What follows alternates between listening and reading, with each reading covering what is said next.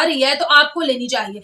ये तो हम बुक्स में सुनते हैं, इतनी बड़ी बड़ी बातें और इतने बड़े बड़े फलसफे बुक्स में ही अच्छे लगते हैं, रियलिटी में नहीं अच्छे लगते। प्रशांत धवन नाउ रिसेंटली पाकिस्तान ने अपनी ग्लोबल इमेज बचाने के लिए बांग्लादेश से फाइनेंशियल एड मना कर दी, रिजेक्ट कर दी। यहाँ पर आप देख पाओगे Pakistan rejects flood relief donation worth $1,45,000 from Bangladesh. Now यहाँ पर मैं ऐड कर दूँ $1,45,000 को आप अगर कन्वर्ट करोगे इंडियन रुपीस में तो रफली आप कह सकते हैं 1,15,00,16 के आसपास का अमाउंट बैठता है। तो अगेन ऐसा नहीं है कि बांग्लादेश कोई बहुत बड़ी रकम भेज रहा है पाकिस्तान को, कंट्री टू कंट्री बेसिस अगर हम बात करें, मगर बांग्लादेश का मीडिया यहाँ पर यह रिपोर्ट कर रहा है कि पाकिस्तान को मेन चिंता थी अपनी ग्लोबल इमेज की, कि बांग्लादेश एक ऐसा कंट्री जो पाकिस्तान से टूट के अलग हुआ है। और टूटने का रीज़न आपको पता है क्या है?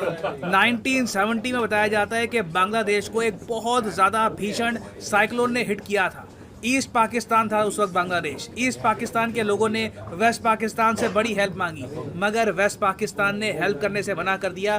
तब जाकर शेख मुजीबुर रहमान खड़े हुए, बांग्लादेश के लोगों को यह समझ में आ गया कि खुद का कंट्री इनको चाहिए होगा, और इवेंचुअली हमने देखा कि 1971 वॉर हुई और इंडियन मिलिट्री की डिसाइसिव इंटरवेंशन के बाद बांग्लादेश पाकिस्तान से अलग हुआ। तो वो सब हिस्ट्री याद करके पाकिस्तान के लिए बहुत ज़्यादा एम्बैरेसिंग होगा कि बांग्लादेश से ये आज के समय एड एक्सेप्ट करना स्टार्ट कर दे। इसके लिए अभी पाकिस्तान ने ये एड नहीं ली है, even though United Nations officially कह चुका है कि पाकिस्तान में 16 मिलियन मतलब कि 1,60,00,000 बच्चे हैं जिनकी ज़िंदगी बुरी तरीके से इम्पैक्ट हुई है। इनकी एजुकेशन, इनका घर बार सब कुछ डिस्ट्रॉय हो चुका है। और टोटल लॉसेस की अगर हम बात करें तो पाकिस्तान के इकोनॉमिक लॉसेस $40 बिलियन से भी ऊपर जा सकते हैं। ये पाकिस्तान के मिनिस्ट्री ऑफ फाइनेंस ने खुद कैलकुलेट किया है। तो इस वीडियो में हम बात करेंगे कि पाकिस्तान ने बांग्लादेश से हेल्प क्यों ठुकरा दी। और आप जान के हैरान होंगे कि एक टाइम था 2004 से लेकर आप कह सकते हैं 2021 तक,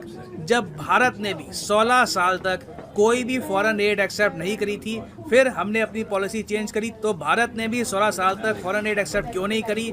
यहाँ पर जियो पॉलिटिक्स, फॉरेन एड का क्या रिलेशन है, बहुत कुछ आपको जानने को मिलेगा। मगर आगे बढ़ने से पहले आप सब लोगों के लिए एक इम्पॉर्टेंट मैसेज। और जब हम बात करते हैं ना फॉरेन एड की, ना फॉरेन एड से आप समझ पा रहे होगे कि आप बस पैसे दे रहे हो, ये लोन का पैसा नहीं है, ये पैसा आपको वापस नहीं आने वाला, ये बस दान है।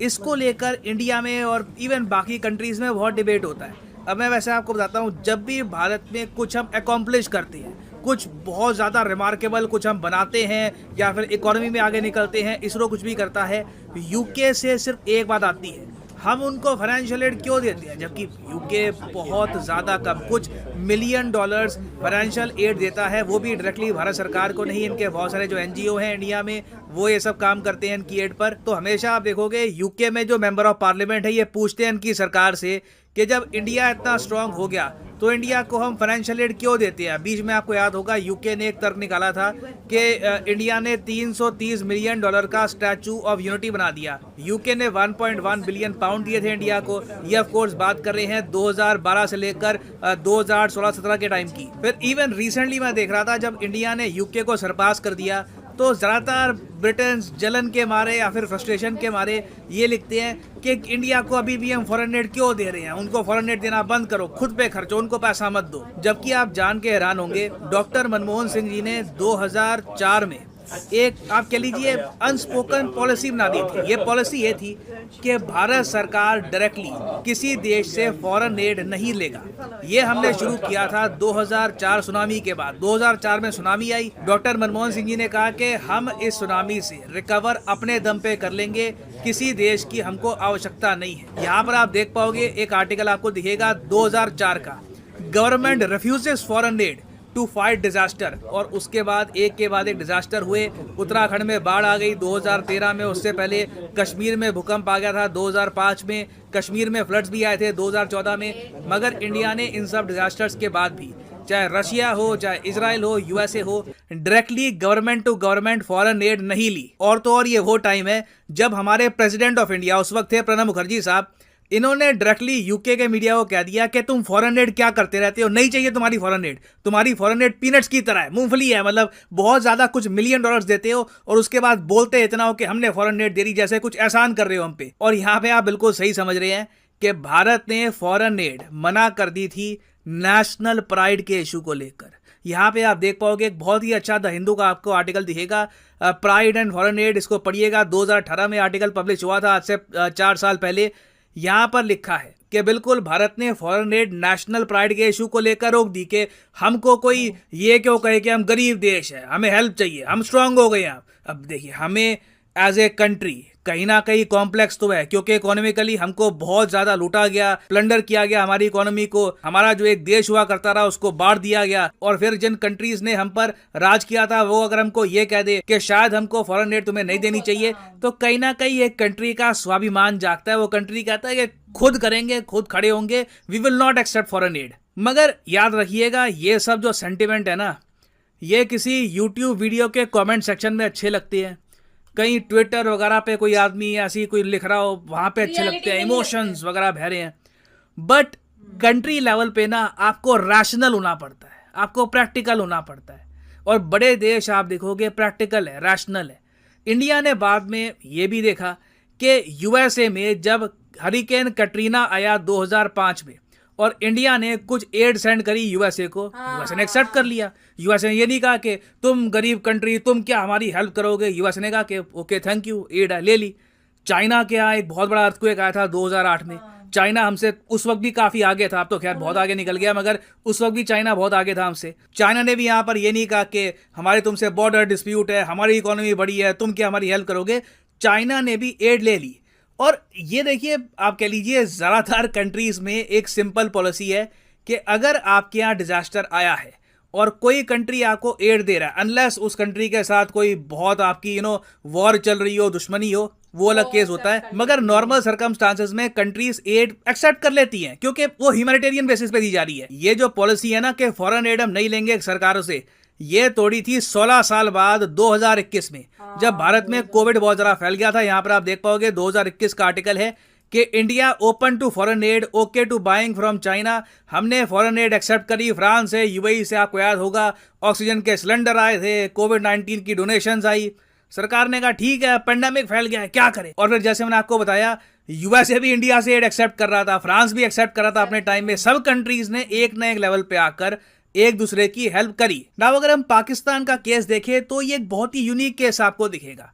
पाकिस्तान एक ऐसा कंट्री है जिसकी कोई हिस्ट्री अगर पढ़ने बैठे तो या तो अगर वो पाकिस्तानी नहीं है उसको हंसी आएगी, अगर वो पाकिस्तानी है तो वो डिप्रेस हो जाएगा। और इवन पाकिस्तान के करंट पीएम भी आप अगर देखो, हफ्ते में एक बार अपनी आवाम, अपनी जनता को ये याद दिला देते हैं, we are beggars. I mean literally इन्होंने रिसेंटली कह दिया था कि हमारे जो फ्रेंडली कंट्रीज हैं जैसे यूएई, सऊदी अरेबिया, चाइना, ये भी कहते हैं, ये भी सोचते हैं कि हम बेगर्स हैं। ये ऐसे देखो, ब्लंट भाषा बोलने वाला पीएम मैंने पहली बार देखा है जो बार बार याद दिलाता है अपनी जनता को कि भिखारी भिखारी कटोरा। और कहीं ना कहीं देखिए इसका इम्पैक्ट एक कंट्री के मोराल पर भी पड़ता है। ठीक है, आप पाकिस्तान के पर्सपेक्टिव से सोचकर देखें तो उनका कंट्री एक बहुत ज्यादा खराब टाइम से गुजर रहा है। उनकी जनता को गुस्सा है अपनी आर्मी पर कि आर्मी पॉलिटिक्स में बहुत ज्यादा इन्वॉल्व हो चुकी है। उनके एक बड़े नेता द्वारा पाकिस्तान की जनता को यही बताया जा रहा है कि यूएसए ने तख्ता पलट कर दिया उनके देश में। तो पाकिस्तानी मिलिट्री को कहीं ना कहीं ऑब्वियसली लग रहा होगा कि इनके देश को मोराल बूस्ट की आवश्यकता है। मगर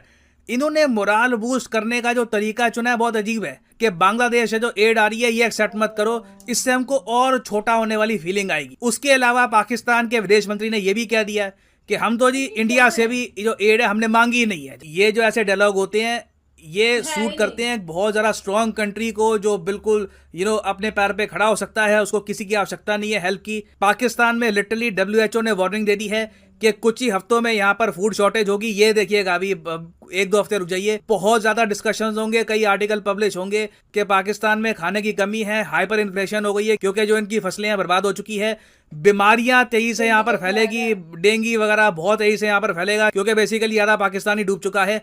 मगर ऐसे टाइम में भी इनकी मिलिट्री एस्टैब्लिशमेंट, इनकी गवर्नमेंट ना बांग्लादेश से एड ले रही है, साथ में ओपनली ये भी कह रही है कि इंडिया से हमने हेल्प नहीं मांगी। ऑलमोस्ट आप कह लीजिए इंडिया का कल को मन भी होगा ना हेल्प करने का, हम भी सोचेंगे अब इनको हेल्प ऑफर करे या ना करे, क्योंकि इनका मूड तो लग रहा है कि ये बांग्लादेश की तरह हमारी हेल्प भी रिजेक्ट कर देंगे। तो यहाँ पर देखो पाकिस्तान को सोचना पड़ेगा कि नेशनल प्राइड, या कुछ हद तक मैं कहूँगा पाकिस्तान प्राइड से 1-2 कदम आगे बढ़कर ईगो वाली श्रेणी में आ चुका है कि क्या ईगो इनकी इतनी ज़्यादा इंपॉर्टेंट है कि उसके लिए ये अपनी एक बहुत बड़ी पॉपुलेशन को सफ़र कराएंगे, या फिर कहीं ना कहीं जो रीजन के ही देश हैं जिनके साथ आपके पूर्वजों ने कई सदियां बिताई थी, वहां के लोगों से आप कुछ हेल्प लोगे या नहीं लोगे, ये एक बहुत ही बड़ा क्वेश्चन है पाकिस्तान की सरकार के सामने और इनकी आर्मी के सामने। नाउ फाइनली यहाँ पे मैं आपसे एक क्वेश्चन पूछूंगा, बहुत ही बेसिक क्वेश्चन है कि इंडिया री इंट्रोड्यूस करने वाला है चीतास फ्रॉम नामीबिया किस नेशनल पार्क में। अच्छा, मैं यहाँ पे आपसे ये भी जानना चाहूंगा, जो नामीबिया से चीते आए हैं उस पर क्या आपको एक डेडिकेटेड वीडियो चाहिए? लिखिएगा कमेंट सेक्शन में, मैं जानना चाहता हूं आपका क्या यहाँ पर रिस्पांस होगा। और इस क्वेश्चन का आंसर जो कमेंट सेक्शन में सही करेगा उनकी कमेंट को मैं हार्ट दे दूंगा, ताकि बात चाह रही है तो आपको लेनी चाहिए। ये तो हम बुक्स में सुनते हैं, इतनी बड़ी बड़ी बातें और इतने बड़े बड़े फलसफे बुक्स में ही अच्छे लगते हैं, रियलिटी में नहीं अच्छे। गाइज, आपको यह मैसअप रिएक्शन का वीडियो कैसा लगा? अपने थॉट को नीचे वीडियो के कमेंट में जरूर बताइएगा। वीडियो पसंद आई हो तो वीडियो को लाइक जरूर कर दीजिएगा। चैनल पे नए हैं तो चैनल को सब्सक्राइब जरूर कर लीजिएगा। तो थैंक यू, मिलते हैं नेक्स्ट वीडियो में।